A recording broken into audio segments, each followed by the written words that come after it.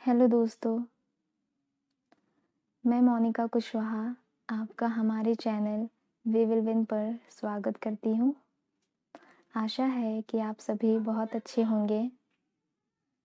आगे बढ़ने से पहले मैं कुछ कहना चाहती हूँ, प्लीज़ ध्यान से सुनिएगा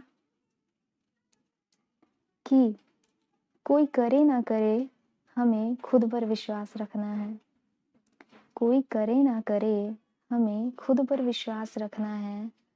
सक्सेस की सीढ़ी चढ़नी हो अगर सक्सेस की सीढ़ी चढ़नी हो अगर, तो खुद ही खुद का सहारा बनना है। ये जो लाइन कहा मैंने, ये सिर्फ आप लोगों को मोटिवेट करने के लिए नहीं कहा। ये लाइन मैंने खुद को भी मोटिवेट रखने के लिए, खुद को भी याद दिलाने के लिए कहा है, ताकि मुझे हमेशा ये चीज़ याद रहे कि कोई मुझ पर भरोसा करे ना करे, मुझे फ़र्क नहीं पड़ता, बट मुझे खुद पर भरोसा हमेशा रखना है। इसके अलावा और एक बात कहना चाहूँगी कि आजकल देखा है मैंने कि शॉर्ट वीडियोस पे बहुत ज़्यादा व्यूज़ आते हैं। तो आखिर अभी चैनल न्यू है, तो मैंने भी कोशिश की है कि मेरी वीडियो जो है शॉर्ट ही रहे, ज़्यादा लंबी ना हो। बट फिर भी अगर लंबी हो जाती है, आप लोगों को उबाऊ लगे, फिर भी थोड़ा पेशेंस के साथ देखने की कोशिश ज़रूर कीजिएगा। क्योंकि लोगों को बोलते हुए सुना है मैंने कि हार्ड वर्क नहीं, स्मार्ट वर्क करो। बट मेरा मानना है कि अगर हमें स्मार्ट वर्क भी करना है ना, तो हमें समय देना ही पड़ेगा चीज़ों में।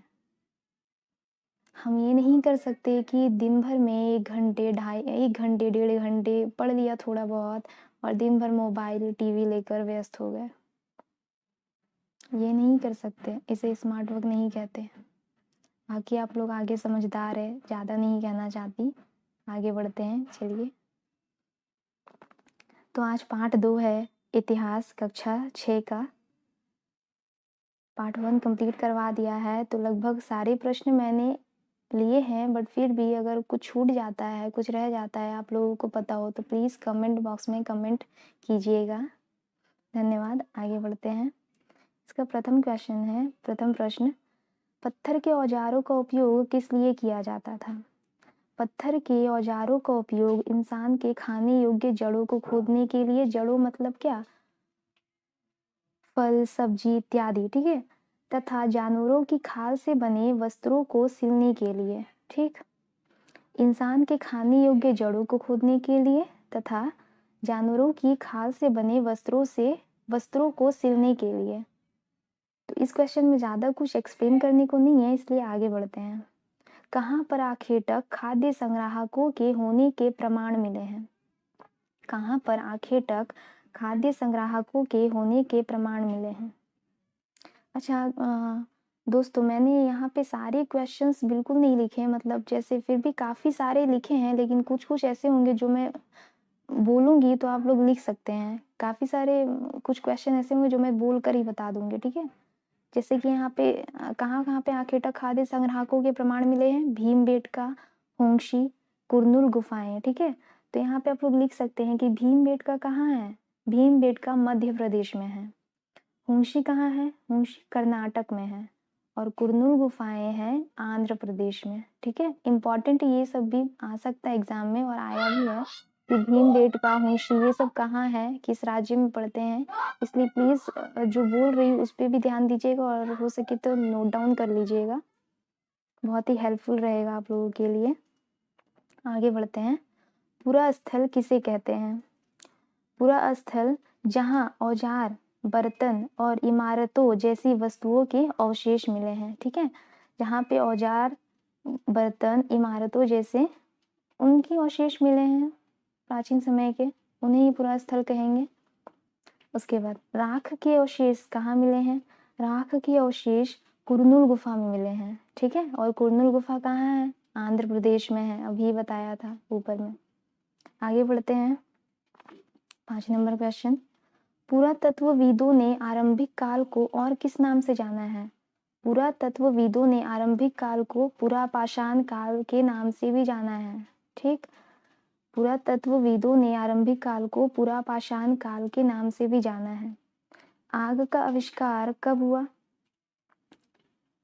आग का आविष्कार पुरापाषाण काल में हुआ। कब हुआ आग का आविष्कार? पुरापाषाण काल में। आगे बढ़ते हैं।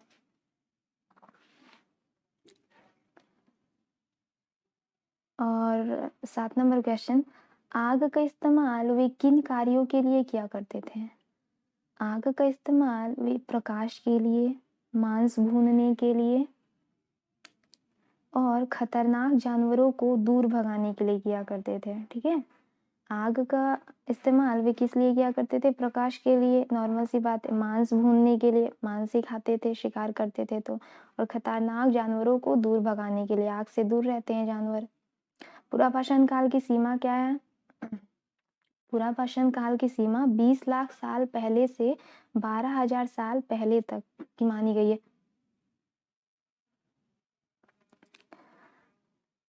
इस काल को कितने भागों में विभाजित किया गया है?